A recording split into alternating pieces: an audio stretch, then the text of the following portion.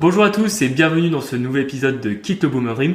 Aujourd'hui, on se retrouve sur le sujet de la micro-entreprise, pourquoi c'est un game changer, particulièrement si jamais vous voulez lancer une activité à votre compte ou peut-être parce que vous avez déjà une activité indépendante et que vous voulez savoir si vous êtes dans le bon régime fiscal. Après, si jamais vous êtes salarié ou que vous n'avez pas encore pour projet de vous lancer à votre compte, restez quand même parce que dans tous les cas, ça vous donnera des éléments de culture sur ce sujet-là et ça vous permettra de mieux appréhender les distinctions de manière générale entre chiffre d'affaires, rémunération et bénéfices. Comme d'habitude, n'oubliez pas de vous abonner au podcast sur les différentes plateformes et nous laisser 5 étoiles. Je précise pour les 5 étoiles, c'est pas une notation sur chaque épisode, c'est une notation entière sur le podcast sur chaque plateforme. Donc une fois que vous l'avez fait une fois, vous n'avez plus besoin de le refaire. Mais voilà, si c'est pas encore déjà fait, n'oubliez pas s'il vous plaît, vraiment ça nous aide beaucoup. Et surtout abonnez-vous à notre compte Instagram.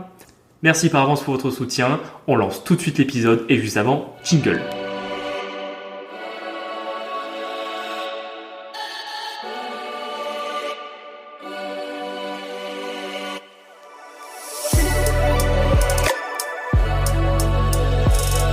On est très content de vous retrouver cette semaine. On espère que les épisodes précédents sur la gestion des locataires et sur le PEA vous ont plu.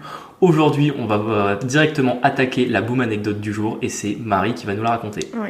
Alors, comme d'habitude, je reviens avec mon histoire d'expert comptable. Toujours. Parce que à l'heure où on enregistre ce podcast, du coup, cette semaine, il y a eu le congrès des experts comptables et pour une fois, c'était à Montpellier. Du coup, j'ai dû y aller. Tu as été obligée d'y assister. Voilà, je me suis délestée de 300 €. Et en fait, c'était le congrès des boomers, quoi. Vraiment, expert comptable, expert boomer. Je suis un peu mitigée sur la profession. Ouais, d'une manière générale, parce qu'en fait, c'est quand même un métier intéressant. Je tacle beaucoup dessus, mais en fait, d'ailleurs, aujourd'hui, le sujet dont on va aborder, c'est purement une des prérogatives de l'expert comptable et une grosse partie de votre mission de conseil, particulièrement sur les petites entreprises. Voilà, c'est ça. Et donc c'est quand même intéressant de base. C'est intéressant de base et en fait, je me rends compte que du coup, on a une nouvelle présidente depuis l'année dernière, je crois, de l'ordre national des experts comptables. Et en fait, elle nous a expliqué que les jeunes ne comprenaient rien aux nouvelles missions. Alors, du coup, ça m'a fait un peu rire parce que c'est quand même une profession où ça fait depuis, je pense, 5 ans, voire un peu plus, depuis que j'ai commencé mes études, qu'on parle de la transition vers la facture électronique. Pour ceux qui ne savent pas, à partir de 2026, toutes les entreprises devront passer à la facture électronique. L'État met en place du coup une plateforme sur laquelle on dépose et ce sera très normé. Voilà, ça permettra en fait de les authentifier parce qu'en fait aujourd'hui, si vous êtes un peu malin, il y a toujours moyen de faire passer une petite fausse facture pour obtenir une déduction. C'est ça en fait. Oui, c'est ça. Ouais, donc en gros, là vous pouviez encore essayer de trouver des petites tricheries, on va dire. Bon, ne le faites pas bien évidemment. Mais si on va dire quand vous faisiez une fausse facture pour essayer, soit parce que vous avez payé un truc au black ou pour clarifier votre trésorerie, si vous aviez un bon ami en Photoshop et on en a un dédicace à toi Alex, ouais. Ça permettait effectivement de pouvoir modifier un peu les factures et demain avec la facturation électronique, ça sera possible. Donc ça fait quand même 5 bonnes années qu'on est sur le sujet à chaque congrès, chaque événement de l'ordre, en fait, on parle de ça. Et du coup, au congrès, là, quand même, ils nous ont parlé de ChatGPT et ça avait l'air d'être le bout du monde pour eux. Vraiment, ils étaient là, waouh, ChatGPT. Alors que moi, pour le coup, l'IA, je trouve que c'est une vraie opportunité, oui. Surtout dans mon métier où, en fait, il y a beaucoup de production comptable. Beaucoup de tâches à faible valeur ajoutée. Voilà, à très faible valeur ajoutée. Et j'en parlais, par exemple, avec quelqu'un qui est jeune diplômé. Effectivement, ce qui nous fait vibrer, c'est pas de faire des déclarations de TVA ou des bilans comptables, c'est bien d'apporter le conseil qui va avec. Et en plus, cette dame-là, juste après, nous a expliqué que du coup, la Compagnie nationale des commissaires aux comptes mettait des clauses de grand-père sur certaines missions. Explique-nous ce qu'est la clause de grand-père. T'as déjà perdu tout le monde. Toi, explique-nous ce que c'est une clause de grand-père. Ah bon, la clause de grand-père, en fait, c'est quand dans un domaine juridique ou comptable, vous appliquez une règle, enfin c'est plutôt un usage, ça va être écrit nulle part, sauf... si, c'est écrit. C'est écrit. Oh, d'accord, bon. D'habitude, c'est dans les usages, donc en général, c'est rarement écrit, mais bon, là, visiblement, ça l'est. Et en fait, c'est tout simplement qu'on va réserver certaines missions à des experts comptables d'un certain âge, parce qu'en fait, on va estimer que même si vous êtes jeune et que vous avez le diplôme comme tous les autres experts comptables, vous n'avez pas suffisamment d'expérience ou de connaissances ou tout simplement de réseau pour pouvoir effectuer certaines missions qui, du coup, ne rentreront pas dans vos prérogatives. Et dans la plupart du temps, c'est en gros un privilège qu'on accorde aux anciens d'une profession. Et je pense que dans le cas que tu cites, ça peut largement amener un débat de savoir si ça vaut c'est vraiment le coup pertinent ou ou pas, ouais.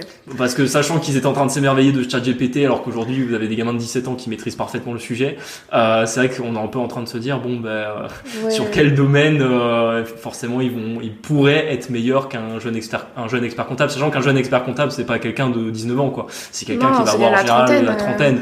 Donc c'est quand même quelqu'un qui travaille depuis 10 ans, qui a fait 8 ans d'études, qui c'est vrai que ça paraît assez bizarre. Ouais, du coup, ça me désole un peu parce que j'ai une profession qui est quand même ultra normée, ultra réglementée, avec un parcours d'études qui est quand même assez lourd. Au final, je me rends compte que les jeunes n'ont pas leur place dans la profession et ça me désole un peu en plus quand ils voient, quand ils disent devant 7000 personnes que les jeunes ne comprennent rien aux nouvelles missions, alors que ChatGPT, il l'utilise jamais, alors qu'en vrai, c'est super utile, ChatGPT. C'est certain. Voilà, et c'est pour ça que tu as choisi un super sujet de mémoire c'est pas de stage pour être expert comptable, justement sur le sujet de l'inclusion des jeunes dans cette profession. Parce que c'est vrai que je trouve que c'est un métier qui va être vachement amené à évoluer. Moi, je me souviens déjà que rien que quand j'étais dans mes études de droit et quand plus tard j'ai commencé à travailler en banque, on parlait déjà qu'il y avait certaines missions des experts comptables, comme les déclarations de TVA, qui pourraient passer dans le système bancaire ou tout simplement, en fait, les banques mettre en place des logiciels qui collecteraient directement sur les factures la TVA, ce qui serait pas déconnant. D'ailleurs, je ne sais pas si certains pays le font. C'est possible. Je sais pas, mais moi, ce que je vois bien, c'est que la profession qui est réglementée pour l'instant a quand même des chances de ne plus être si réglementée que ça d'ici quelques années. Donc après, c'est un risque à prendre aussi en compte. C'est l'époque aussi, depuis 2018 et la loi Pacte qui a mené à libéraliser beaucoup de professions. On permet, aujourd'hui par exemple dans les sociétés d'expertise comptable, on n'a plus besoin d'être diplômé d'expert comptable pour avoir un certain pourcentage départ. Dans les sociétés d'avocats, c'est un petit peu le cas. Même d'autres professions comme les vétérinaires, c'est le cas aussi. Juste la pub, par exemple, avant on n'avait vraiment pas le droit de faire de pub. Maintenant, il y a des conditions qui nous permettent dans un certain cadre de faire de la pub. C'est comme un médecin fait pas de pub, nous c'était pareil et maintenant si en fait. D'ailleurs au congrès il y avait tout plein de sociétés qui se proposaient de faire de la pub pour les experts comptables. Pas plein de sociétés mais des groupes de franchises de sociétés d'expertise comptable qui proposent des solutions, etc. Donc voilà, c'était ma anecdote de la semaine. Exactement, sur ton congrès des experts comptables. Bon, on va directement commencer le cœur du sujet sur la micro-entreprise. Tu nous expliques ce qu'est une micro-entreprise, d'abord d'un point de vue juridique puis fiscal. Justement, la micro-entreprise, du coup, c'est un statut juridique qui permet à quelqu'un qui se lance du coup de bénéficier d'un statut. Donc les seuils principalement c'est quand vous faites de la prestation de service, c'est quand vous dépassez pas 177 000 de chiffre d'affaires, 77 000 de chiffre d'affaires, et quand vous vendez de la marchandise, je crois que c'est 188 000 maintenant les seuils 2023. C'est ça, tout à fait. Et du coup c'est un régime qui est très avantageux vu que vous n'avez pas à tenir de comptabilité.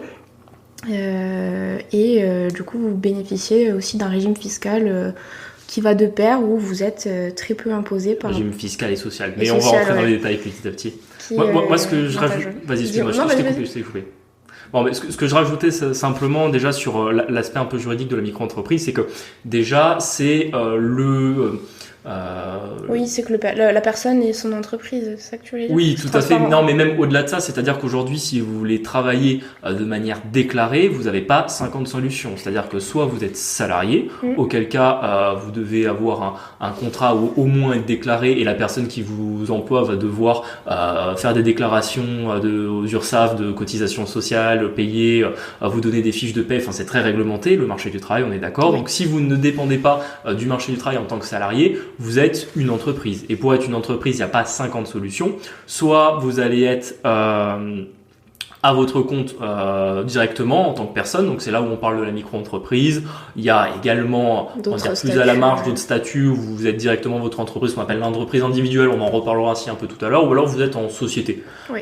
Donc il y a pas 50 solutions, mais par contre c'est très important de l'être, parce que imaginons que vous n'ayez pas votre micro-entreprise, que vous travaillez pour quelqu'un, vous dites à la personne non mais je suis déclaré, j'ai ma micro-entreprise, je vais te faire cette prestation de service, et que finalement vous n'avez pas encore fait les démarches, sachez que si jamais il y a pour X ou Y raison, il y a un contrôle de l'inspection du travail qui débarque dans l'entreprise de cette personne-là, en fait vous n'êtes pas déclaré comme quelqu'un qui a une entreprise et donc de fait vous êtes considéré comme quelqu'un qui est salarié de la personne chez qui vous travaillez et les conséquences peuvent être extrêmement graves, que ce soit en termes pénal, c'est-à-dire de non-déclaration d'un salarié et financier surtout parce que il va devoir y avoir des rattrapages de salaire non versé, enfin de cotisation non versée. Exactement. Donc en fait les conséquences peuvent être très graves à la fois pour vous et à la fois pour la personne pour qui vous allez travailler. Donc c'est important déjà de faire ces démarches. Comment on les fait ces démarches? Comment aujourd'hui je veux créer une micro-entreprise, comment je m'y prends?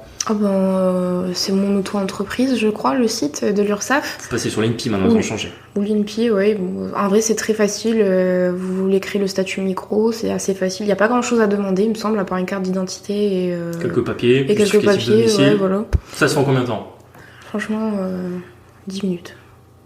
Ouais, on va dire 15 quand vous n'avez pas l'habitude. Bon, bah. Et après, le temps que vous juste, par contre, que votre URSSAF vous affilie, voilà, je pense qu'il y a une quinzaine de jours, à mon avis. Oui, le temps que vous ayez la petite, le temps que vous receviez le petit mail ou le petit document, parce qu'il envoie toujours par courrier, mais si vous avez une copie par mail, mais qui prouve que voilà, vous êtes bien affilié et que si un jour, justement, vous voulez travailler pour quelqu'un et que cette personne, peut-être qu'elle a déjà une fois eu des mésaventures avec quelqu'un qui n'était pas déclaré, à vous demander, mais donnez-moi une preuve que vous l'êtes bien, elle vous demandera ce petit papier, sachant que normalement, à partir du moment où l'URSSAF envoie le papier, on existe sur société.com, non? Normalement, oui, c'est publié. Voilà. Donc là aussi, vous avez une astuce quand quelqu'un vous dit qu'il a une société, si vous voulez vérifier. Donc là, imaginons justement, vous êtes à votre compte, vous avez un restaurant, vous voulez employer quelqu'un qui va faire de la publicité pour vous. Vous voulez savoir s'il a vraiment une micro-entreprise. Vous prenez son nom et son prénom, vous le mettez sur Google, vous écrivez avec société.com et là, normalement, vous allez trouver son numéro sirène, son activité, son régime juridique. Donc on va marquer s'il est en entreprise individuelle ou en micro-entreprise.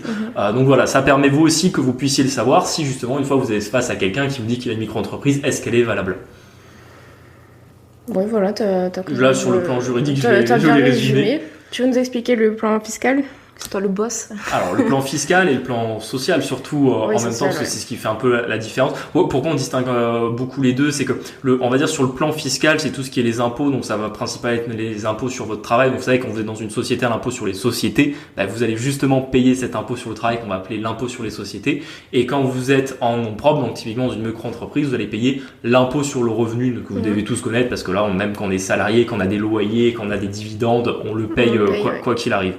Et quand vous êtes en micro-entreprise, vous allez également avoir d'autres types de fiscalité qui est la fiscalité sociale qui vient en fait tout simplement payer votre régime d'assurance maladie, que ce soit pour justement faire en sorte que vous ayez une carte vitale valable quand vous allez à l'hôpital, que vous ayez un régime de retraite, que vous ayez également accès par exemple au régime contre l'invalidité qui peuvent arriver si jamais voilà il y a un accident de la vie. Donc le fait que vous ayez couvert par notre système français de protection sociale, il implique forcément des cotisations sur une partie de ce que vous allez gagner, et c'est là où finalement le régime de la micro-entreprise est intéressant, parce que pour vous donner un petit peu un ordre d'idée, vous ayez des grands chiffres, et là c'est intéressant vraiment, si que vous soyez à votre compte ou salarié, c'est important vraiment de savoir combien coûte le travail en France. Quand vous êtes salarié, vous allez recevoir un salaire brut. Donc le salaire brut, c'est environ. C'est la première ligne de votre bulletin de salaire. C'est la première ligne de votre bulletin de salaire. Mais ce qu'il faut souligner, c'est que sur votre salaire brut, vous allez laisser à peu près 25% de ce qu'on appelle cotisations salariales, qui vont partir à l'État. Le reste, les 75%, ça va être votre rémunération nette. L'entreprise va également payer ce qu'on appelle des cotisations patronales, qui vont représenter à peu près 50 à 60%, je crois, du salaire brut. Donc en fait, si on prend votre salaire net par rapport au total des charges sociales, donc salariales et patronales qui sont payées, on est à peu près du simple au double dans les grandes masses. Dans les grandes masses. Donc ça veut dire que pour 1 euro de salaire net que vous allez recevoir, votre employeur il a donné 1 euro de salaire net à vous et 1 euro de charge sociale à l'État. Donc ça coûte très cher d'avoir un salarié. L'autre solution, c'est d'être à son compte. Quand on est à son compte, il y a plus ou moins 2 régimes. Je vais pas rentrer dans les détails parce que bon, c'est pas l'objet de l'épisode, mais grosso modo, retenez qu'en soit vous êtes ce qu'on appelle travailleur non salarié, soit vous êtes assimilé salarié. Quand vous êtes travailleur non salarié, donc c'est plus ou moins dès que vous allez être soit en entreprise individuelle, donc dans un régime réel ou dans un régime de type SARL, et que vous êtes gérant rémunéré, là pour 1 euro que vous allez recevoir, vous allez laisser 40 centimes en plus ou 45 centimes à peu près de cotisation sociale à l'État. Quand vous êtes assimilé salarié, donc ce cas-là, on va surtout l'avoir quand vous êtes en SAS, dont on reparlera tout à l'heure. Là, vous allez payer à peu près pour 1 euro que vous recevez, vous allez laisser 80 centimes à peu près à l'État. Donc vous voyez que les salaires, les rémunérations du travail en France sont très taxées sur les cotisations sociales que vous payez. Et Marie, maintenant, explique-nous quel est justement ce qu'on parlait en introduction d'épisode, le game changer de la micro-entreprise. Pourquoi ça coûte moins cher d'être en micro-entreprise, surtout d'un point de vue social? Parce qu'en fait, vous payez 21%, pardon, je crois, de votre chiffre d'affaires. En fait, en plus, il faut que tu distingues que prestation de service et achat. Oui, alors, quand on parle de la prestation de service ou que c'est une activité libérale, vous payez du coup 21%, 21,8% il me semble, de prélèvements sociaux. Ça a changé, ça change tous les ans. Non, c'est ça, je l'ai contrôlé tout à l'heure. Bon, ok. Bon. Et quand vous vendez de la marchandise, par contre, c'est plus faible, c'est 14%, je crois, un truc comme ça. Oui.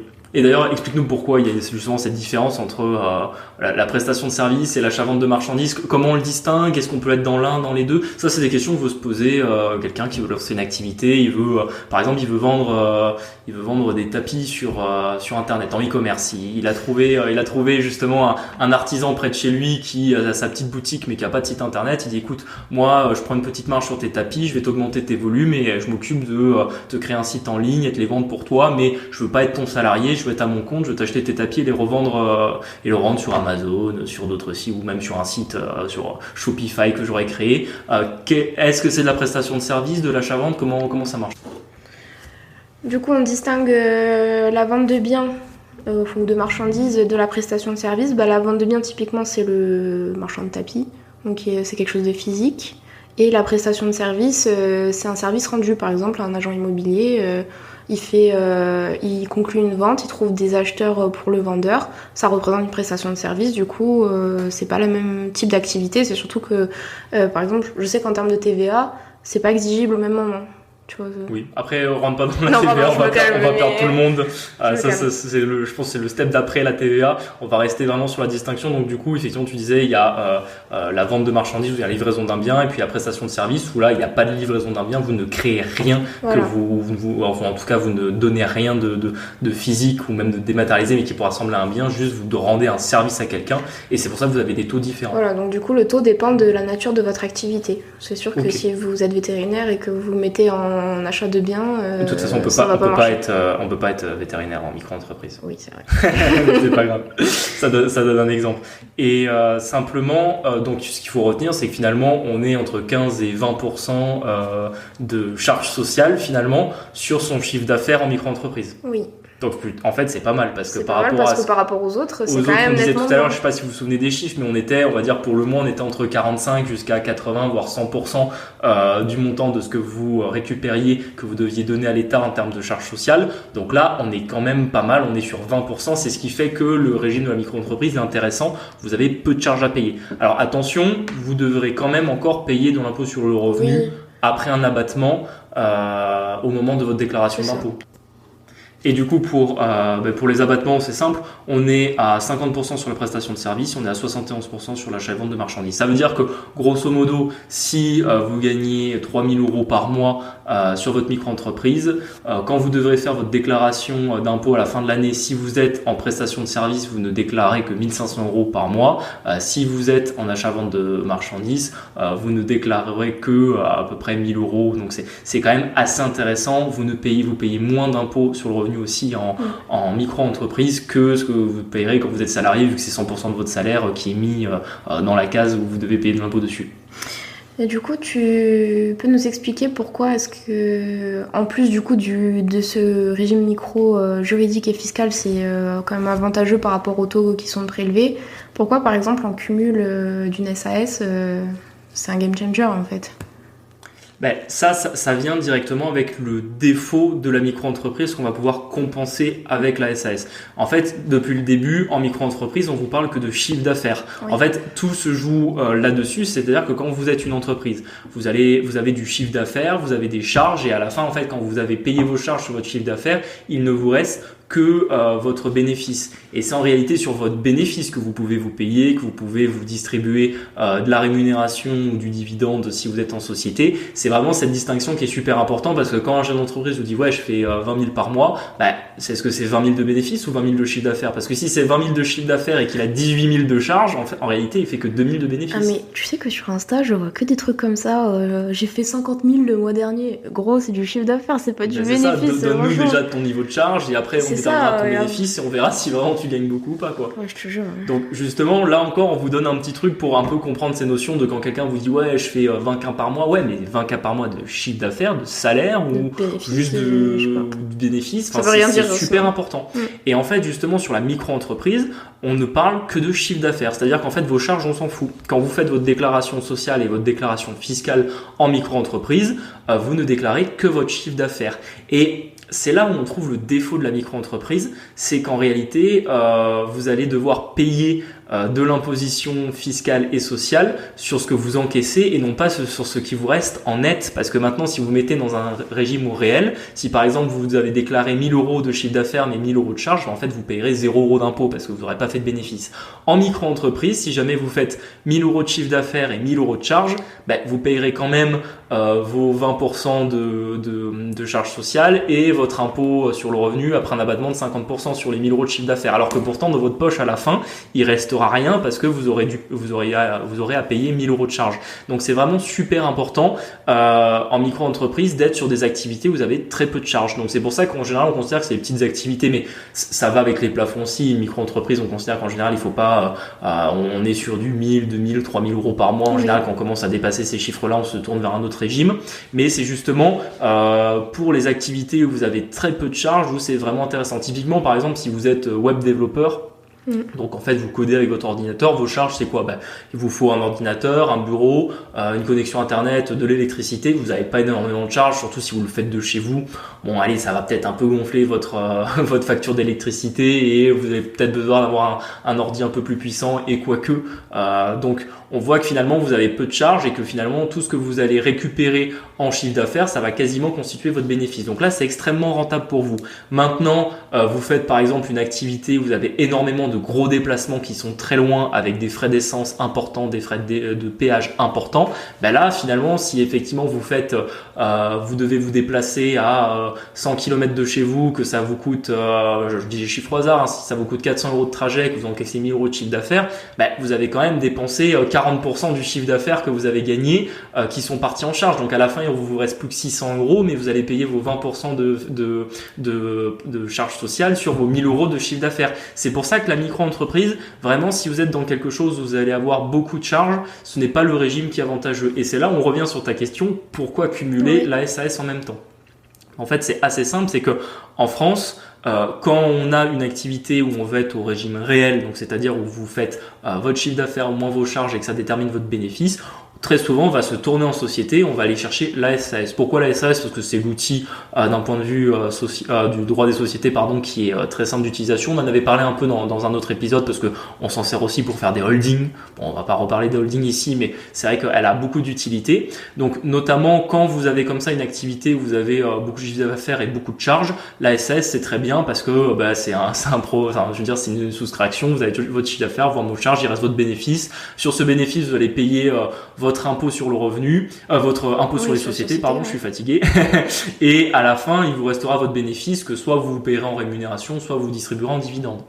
Et pourquoi on peut cumuler les deux? C'est que très souvent, quand vous avez des activités en votre compte, en libéral, souvent c'est plusieurs petites activités. C'est rare qu'on ait qu'une seule et unique activité, sauf si on est expert comptable, avocat, vétérinaire. Là, effectivement, on peut pas séparer plusieurs activités à l'intérieur de celle-ci. Par exemple, je pense si par exemple vous avez des compétences pour les réseaux sociaux, pour faire par exemple si vous avez un compte Instagram que vous animez pour votre marque, par exemple, je sais que Thomas qu'on a reçu, c'est le cas. En fait, il a son compte Instagram de l'Optique Occitane et en fait, c'est quand même un métier de faire des publications, etc.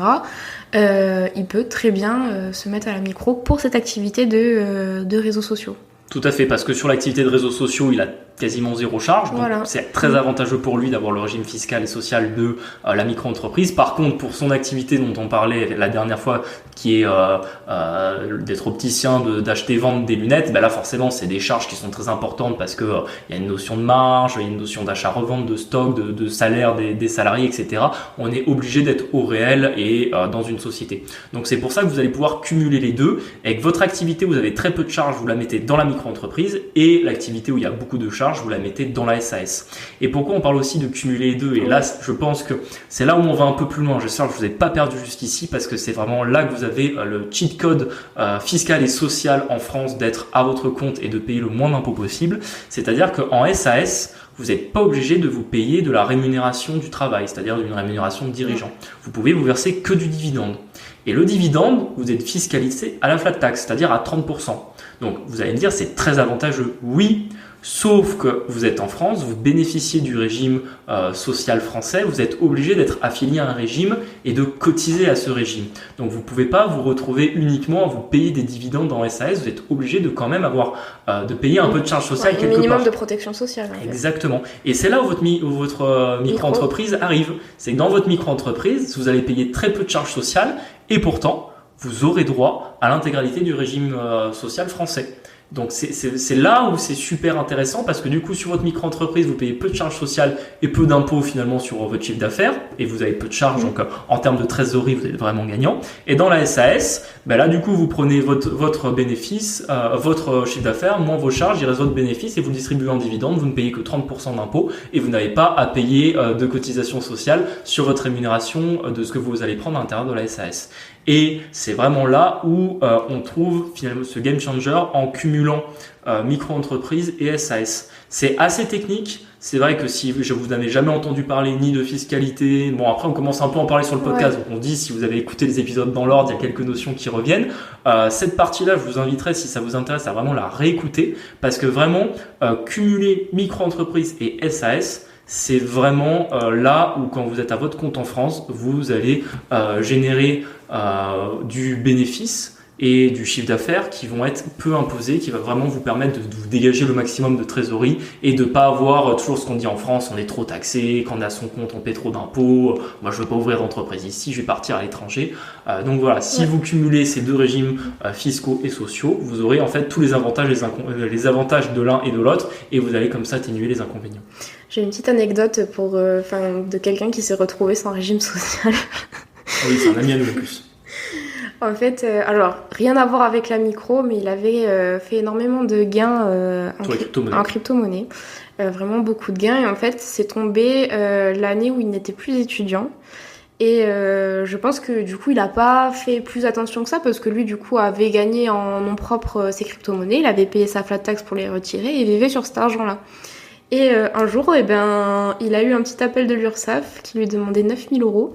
Et en fait, d'office, il avait été affilié à la PUMA, qui du coup, je sais plus combien... Alors, la PUMA, c'est la protection universelle d'assurance maladie. Enfin, c'est plus l'abréviation, mais bon, j'étais presque. Protection universelle d'assurance maladie, c'est quand vous n'êtes dans aucun régime, vous êtes à la PUMA. Vous tombez directement, et le problème de la PUMA, c'est que ça coûte quand même très cher. Et oui, parce qu'en fait, ce qu'on ne sait pas, parce que la PUMA... On pourrait penser que c'est le minimum du minimum, mais en fait, pas du tout. Parce que en fait, la PUMA, c'est un régime où vous allez avoir les sans domicile fixe, les réfugiés, les gens qui vont se retrouver au RSA également. Donc en fait, vous avez vraiment des gens qui gagnent quasiment 0 € par mois qui sont à la PUMA.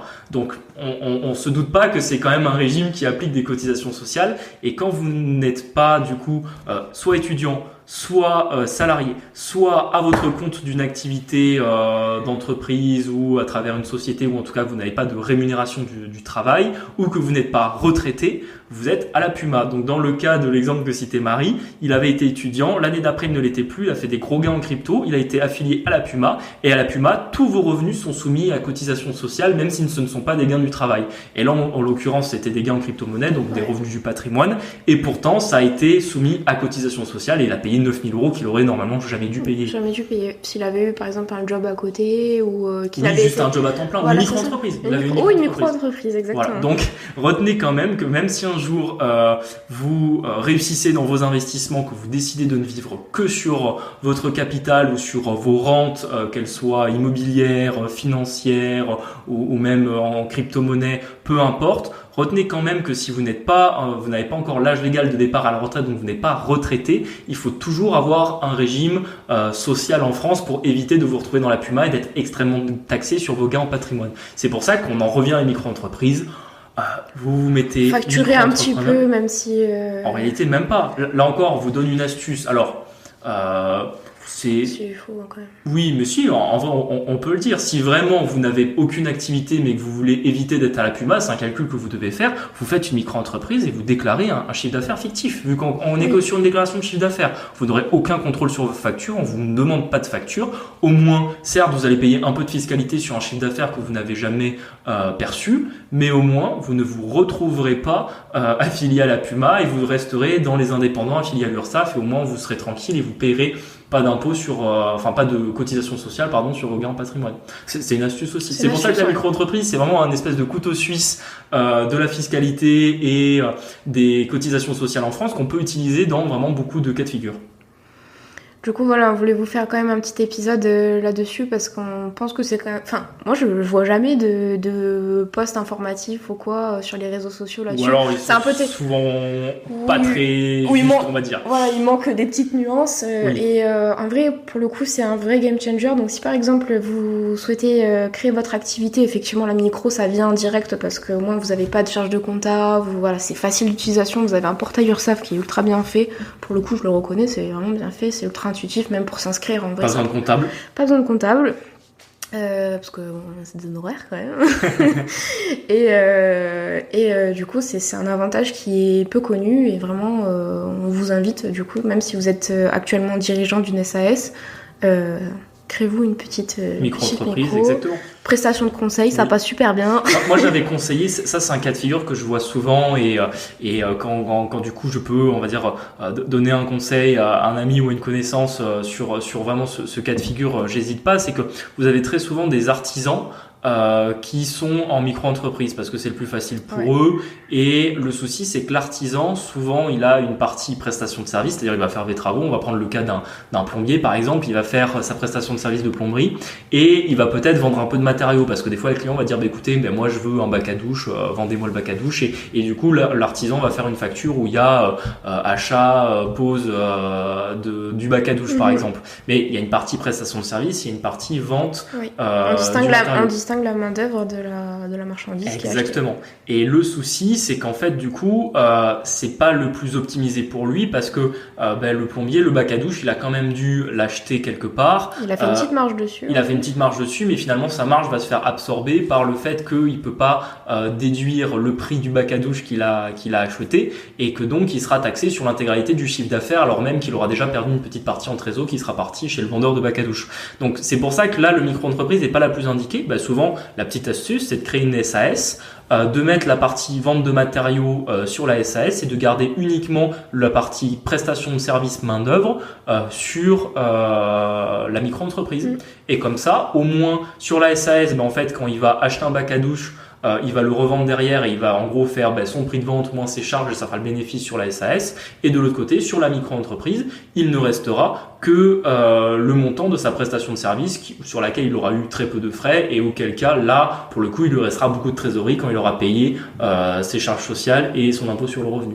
Donc c'est typiquement un cas où il y a la possibilité de cumuler les deux. Également, ça aussi, je pense qu'on n'a pas trop parlé. Alors, on a dit qu'on rentrait pas dans la TVA parce que c'est très compliqué, mais c'est quand même intéressant à savoir, c'est que... vous êtes redevable de la TVA en micro. Oui, sauf quand on est... en dessous de 36 000 et quelques... pour la prestation de service, et je crois que c'est 77 000 et quelques pour la vente, l'achat-vente de marchandises. Pourquoi c'est important? C'est que la TVA, c'est un impôt qui est payé par le consommateur. C'est-à-dire que tant que vous êtes une entreprise, quand vous achetez de la TVA, quand vous achetez un bien, vous déduisez la TVA que vous allez collecter dessus, que vous allez payer, dessus, vous pouvez la déduire de la TVA que vous allez collecter sur le bien que vous allez revendre.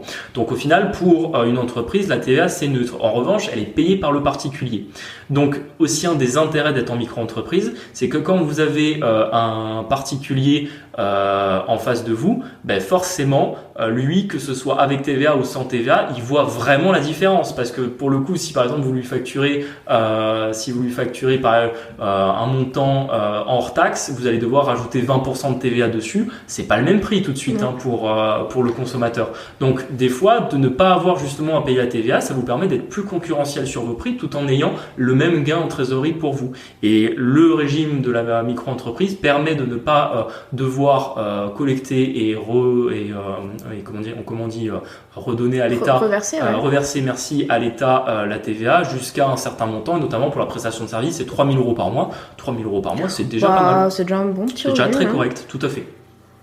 Bon, écoute, je pense qu'on a fait le tour. Ouais, je pense qu'on arrive à la fin de cet épisode. Il était un peu plus court que les autres, mais épisode très technique. Après, on voulait le faire, c'est aussi ça l'idée qu'on a fait derrière le podcast, c'était de vous donner de la valeur. Et on adore recevoir des invités, vous raconter des anecdotes, etc. Mais on s'était dit que pour vous, c'était aussi important d'avoir cette notion-là, et notamment de la micro-entreprise, parce que on a pas mal d'indépendants en plus qui nous suivent. Exact, qui nous suivent et qui nous ont dit oui, vous avez un podcast qui est très tourné vers les salariés. Donc là, écoutez, on a vraiment tourné un épisode à fond vers les indépendants, mais je suis sûr que si vous êtes salarié, vous avez écouté l'épisode, vous avez également pu retenir des choses. Et souvent, aujourd'hui, on va pas se mentir, on n'est plus dans une société où si vous êtes salarié, vous allez rester 40 ans dans la même boîte et jamais rien faire. Très probablement que vous avez été salarié quelques années. On vous le souhaite si vous y êtes bien, mais en réalité, personne ne le fait. Ouais. Tout à fait. Donc probablement que vous allez être salarié quelques années, puis vous aurez une activité à votre compte, qu'elle va évoluer, vous aurez peut-être un business, puis vous arrivez des événements de vie, peut-être que vous reviendrez salarié après. Donc je pense que c'est des éléments qui sont importants à avoir et qui vous serviront quoi qu'il arrive dans de nombreuses situations, et qui peuvent vraiment en tout cas vous donner les notions de là où vous devez regarder, parce que on veut se lancer à son compte. Ok, on parlait tout à l'heure de l'expert comptable, donc justement normalement l'expert comptable et le conseil qu'on va voir en premier, même avant d'aller voir forcément l'avocat ou le notaire, on va voir son expert comptable si on en a un, ou alors si on a toujours un ami qui a son compte, qui est un expert comptable à nous recommander, qui nous fait un rendez-vous, qui nous explique un peu les différents régimes. Au moins, si vous en avez déjà entendu parler une fois, quand il va vous réexpliquer et vous donner vraiment lui ses conseils et la manière dont il voit les choses pour votre situation personnelle, vous aurez eu les éléments de langage de comprendre directement de quoi il vous parle, et surtout de parler un petit peu le même langage que lui. Et surtout, moi je l'ai vu beaucoup de fois dans les chefs d'entreprise avec qui je travaille, c'est que quand on est chef d'entreprise, on est obligé d'avoir des bases en fiscalité, on va dire en droit de manière générale, mais particulièrement en droit des sociétés, en fiscalité. Et vous avez très souvent des chefs d'entreprise qui ont des niveaux en fiscalité qui sont proches d'étudiants de Master 2 dans des masters de droit fiscal. Vous pouvez pas les baratiner comme vous voulez. Exactement. Et c'est agréable parce que ce soit pour le conseil ou quand forcément vous les accompagnez, vous devez leur expliquer des astuces ou des stratégies juridiques, directement ils vont savoir de quoi vous parlez, et vous allez pouvoir augmenter le niveau de la conversation et donc aller chercher plus loin dans l'optimisation des solutions que vous allez pouvoir leur proposer. Et eux également, pour eux, forcément ils sont mieux accompagnés, parce que ils vont pas simplement dire écoutez, j'ai fait ce que m'a conseillé mon expert comptable. Non, mon expert comptable m'a proposé une solution, je savais à peu près de quoi il parlait, il m'a réexpliqué pour que ce soit bien clair, et j'ai su lui donner mon avis, lui dire si oui ou non ça me correspondait. Donc voilà, ça c'est vraiment des notions qui sont importantes, et je pense, parce que c'était l'idée qu'on s'était donnée dès qu'on a lancé ce podcast, de vraiment parler aux jeunes. Pour tous ceux qui n'ont pas fait des études de droit, des écoles de commerce, on parle jamais de toutes ces questions. Déjà, on parle pas d'argent, mais on parle encore moins de fiscalité, de micro-entreprise. Et pourtant, même si par exemple vous avez fait des masters en marketing digital, par exemple, si vous décidez là de vous lancer à votre compte, vous êtes complètement perdu, parce qu'on ne vous l'a sans doute pas expliqué, ou très peu expliqué. Oui, et puis nous on a des études là-dedans, et c'est nos métiers actuellement qui font qu'on est quand même assez pointu là-dedans. Mais je pense que c'est bien que ce soit accessible à tout le monde, parce que souvent en fait, moi je me rends compte, moi je travaille avec pas mal de chefs d'entreprise, je me rends compte qu'il y en a qui sont vite largués en fait, et l'expert comptable ou d'autres conseils d'une manière générale rendent peut-être pas ça assez accessible, parce que pour moi par exemple ça me paraît très facile. Ou ils prennent pas le temps d'expliquer, on va dire c'est parfois un peu la faute des deux, peut-être que le client prend pas le temps de s'intéresser, le conseil prend pas le temps de lui expliquer. Je sais pas, mais en tout cas si vous voulez quitter votre boomer dream, je pense que c'est des questions